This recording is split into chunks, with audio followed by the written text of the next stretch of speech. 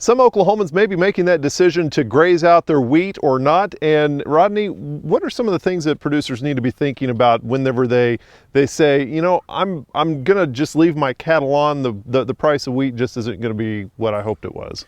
Well, you're absolutely correct in pointing out that obviously one of the huge decision factors that would play into that decision would be the fact that we're just simply looking at much lower wheat prices, and that's not only true of the wheat futures market, but our basis is considerably worse, wider, meaning cash prices are much lower than they were a year ago, and certainly 2 to 3 years ago, which provides a lot of producers the opportunity to at least consider some alternatives for what to do with that wheat crop out there, and grazing out may be one viable alternative.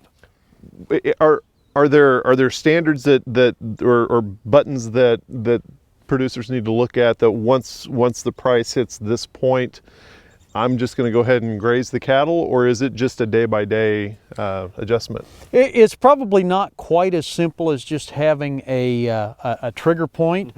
What producers need to do is of course consider the benefits versus the costs of grazing out the wheat compared with taking it to harvest.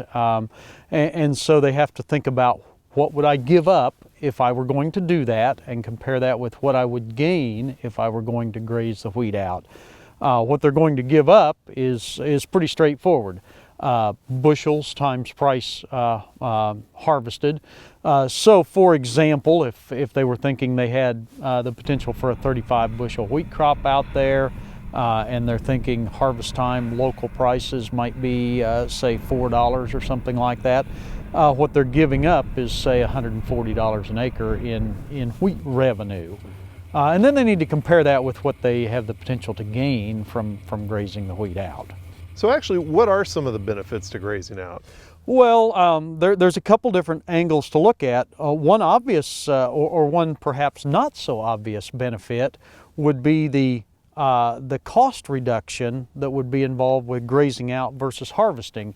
And that's primarily, in most cases, associated with the harvest cost itself, which would not be incurred if they chose to graze out. You know, we normally consider that to be, you know, not such a huge deal. If we're in an era of high grain prices, we just endure that harvest cost. With low grain prices on a relative scale, harvest costs are kind of a big deal. $30, $35 an acre that you're not going to have to incur if you graze the wheat out. Then of course there's the revenue from grazing it out, and that's going to depend on a number of different factors as well. For example, if you're taking in cattle on a gain contract, there's a market for that, and you know, lately what I've been hearing is somewhere maybe around 45 cents per pound of gain. So if you think you can get 200 to 300 pounds of gain for the graze out period off of an acre of wheat, and of course that's going to depend on the quality of your forage and grazing conditions and growing conditions and all of those kinds of things. But that's going to translate to $90 to $130, $135 an acre.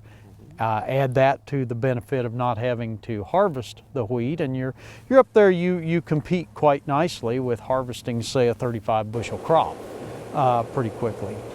So in today's environment, that producer really needs to consider what they think the value of that grain is going to be, what's their yield potential, and compare that with, in their situation, what is the value of that gain that can be garnered by grazing the animals on that forage. Okay, thank you much. Rodney Jones, ag economist here at Oklahoma State University.